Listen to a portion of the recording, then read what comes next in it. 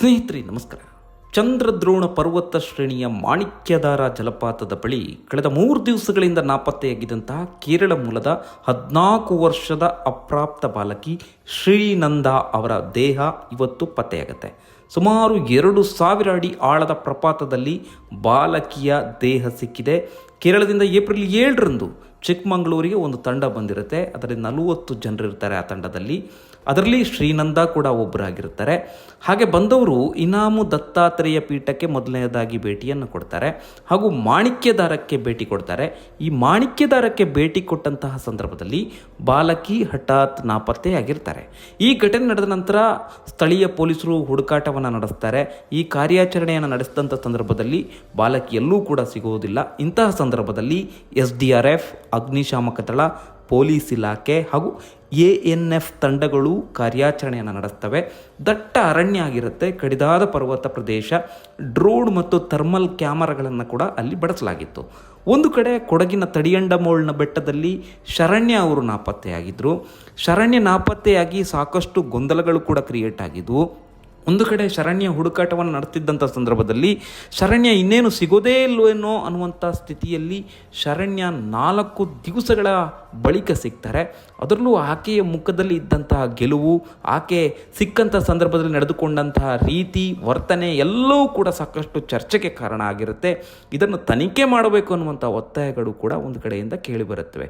ಅದೇ ಇದೇ ಸಂದರ್ಭದಲ್ಲಿ ಇನ್ನೋರ್ವ ಬಾಲಕಿ ಶ್ರೀನಂದಾ ಕೂಡ ಒಂದು ಕಡೆಯಲ್ಲಿ ಕಾಣೆಯಾಗಿರ್ತಾರೆ. ಎಲ್ಲೋ ಒಂದು ಕಡೆ ಇದು ಟ್ರೆಂಡ್ ಆಗಿದೆ. ಸೋಷಿಯಲ್ ಮೀಡಿಯಲ್ಲಿ ಬೇಕು ಅಂತೇಳಿ ಪ್ರಚಾರಕ್ಕಾಗಿ ಈ ಥರ ಮಾಡ್ತಾ ಇದ್ದಾರೆ. ಶ್ರೀನಂದಾ ಅವ್ರ ಕತೆ ಕೂಡ ಇಷ್ಟೇ ಅಂತ ಹೇಳಿ ಒಂದಷ್ಟು ಚರ್ಚೆಗಳು ಕೂಡ ನಡೆದಿತ್ತು. ಆದರೆ ಆ ಚರ್ಚೆಗೆಲ್ಲೂ ಕೂಡ ಈಗ ಪೂರ್ಣ ವಿರಾಮ ಬಿದ್ದಿದೆ. ಸತತ 3 ದಿನಗಳ ಕಾಲ ನಡೆಸಿದಂತಹ ಈ ಒಂದು ಕಾರ್ಯಾಚರಣೆಯ ಬಳಿಕ ಶ್ರೀನಂದಾ ಅವರ ದೇಹ ಸಿಕ್ಕಿದೆ ಮಾಣಿಕ್ಯಧಾರದ ಅತ್ಯಂತ ಆಳವಾದ ಪ್ರಪಾತದ ಕೆಳಗೆ. ಬಾಲಕಿಯ ದೇಹ ಸಿಕ್ಕಿದಂಥ ಸಂದರ್ಭದಲ್ಲಿ ಆಕಸ್ಮಿಕವಾಗಿ ಕಾಲು ಜಾರಿ ಬಿದ್ದಿದ್ದಾರೆ ಅಥವಾ ಬೇರೆ ಏನಾದರೂ ಕಾರಣವಿದೆ ಎಂಬ ಬಗ್ಗೆ ತನಿಖೆ ಮುಂದುವರಿದೆ. ಕೇರಳದಿಂದ ಈಗಾಗಲೇ ಪೋಷಕರು ಬಂದಿದ್ದಾರೆ. ಕುಟುಂಬಸ್ಥರ ಆಕ್ರಂದನ ಮುಗಿಲು ಮಿಟ್ಟಿದೆ. ಸ್ಥಳೀಯ ಪೊಲೀಸರು ಪ್ರಕರಣವನ್ನು ದಾಖಲಿಸಿಕೊಂಡು ಮುಂದಿನ ಕಾನೂನು ಕ್ರಮವನ್ನು ಕೈಗೊಂಡಿದ್ದಾರೆ.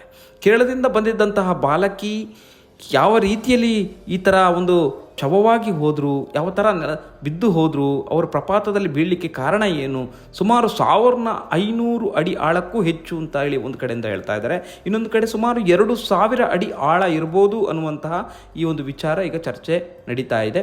ಅರಿಶಿನಗುಪ್ಪೆ ಬಳಿಯಿಂದ ಹೊರಟಿದ್ದಂಥ ವಿಶೇಷ ತಂಡವು ಅರಿಶಿನಗುಪ್ಪೆಯಿಂದ ಸುಮಾರು 5 ಕಿಲೋಮೀಟರ್ ದೂರದಲ್ಲಿ ಮೃತದೇಹವನ್ನು ಗುರುತಿಸಿದ್ದಾರೆ.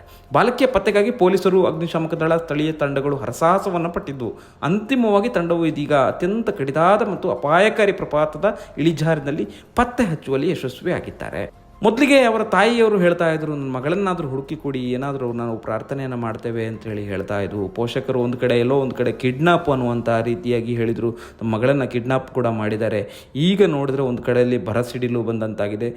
ಸುಂದರ ಪ್ರವಾಸಿ ತಾಣವಾಗಿದ್ದಂಥ ಮಾಣಿಕ್ಯಧಾರ ಈಗ ಬಾಲಕಿಯ ಸಾವಿನಿಂದಾಗಿ ಕಣ್ಣೀರ ಕಡಲಾಗಿ ಮಾರ್ಪಟ್ಟಿರೋದು ನಿಜಕ್ಕೂ ಕೂಡ ಇದೊಂಥರ ದುರಂತ ಅಂತಲೇ ಹೇಳ್ಬೋದು. ಹಾಗಾಗಿ ಯಾರೇ ಆಗಲಿ ತಮ್ಮ ಮಕ್ಕಳನ್ನು ದೂರದ ಪ್ರದೇಶಗಳಿಗೆ, ಗೊತ್ತಿಲ್ಲದ ಪ್ರದೇಶಗಳಿಗೆ ಪ್ರವಾಸಕ್ಕೆ ಕರೆದುಕೊಂಡು ಹೋಗಿದ್ದಾಗ ಅಥವಾ ಚಾರಣಕ್ಕೆ ಕರೆದುಕೊಂಡು ಹೋಗಿದ್ದಾಗ ಅತ್ಯಂತ ಜಾಗರೂಕತೆಯಿಂದ ಮಕ್ಕಳನ್ನು ಕರೆದುಕೊಂಡು ಹೋಗಬೇಕಾಗುತ್ತೆ. ಯಾಕೆಂದರೆ ಸೆಲ್ಫಿ ಅಥವಾ ಫೋಟೋಗಳನ್ನು ಕ್ಲಿಕ್ಕಿಸುವಂಥ ಸಂದರ್ಭದಲ್ಲಿ ಈ ರೀತಿಯ ಅವಘಡಗಳು ಸಂದರ್ಭಿಸುವಂತಹ ಯಾವುದೇ ಸಾಧ್ಯತೆಗಳನ್ನು ತಳ್ಳಿ ಹಾಕುವಾಗಿಲ್ಲ. ಹಾಗಾಗಿ ಮುಂದಿನ ತನಿಖೆ ಯಾವ ರೀತಿಯಲ್ಲಿ ಸಾಗುತ್ತೆ, ಯಾವ ರೀತಿಯಲ್ಲಿ ಇದಕ್ಕೆ ಉತ್ತರ ಸಿಗುತ್ತೆ ಅನ್ನೋದನ್ನು ನಾವೆಲ್ಲರೂ ಕೂಡ ಕಾದು ನೋಡಬೇಕಾಗಿದೆ. ಈ ಬಗ್ಗೆ ನಿಮ್ಮ ಕಮೆಂಟ್ ಏನು ಅನ್ನೋದನ್ನು ಕಮೆಂಟ್ ಬಾಕ್ಸ್ನಲ್ಲಿ ತಿಳಿಸಿ. ಧನ್ಯವಾದಗಳು. ನಮಸ್ಕಾರ.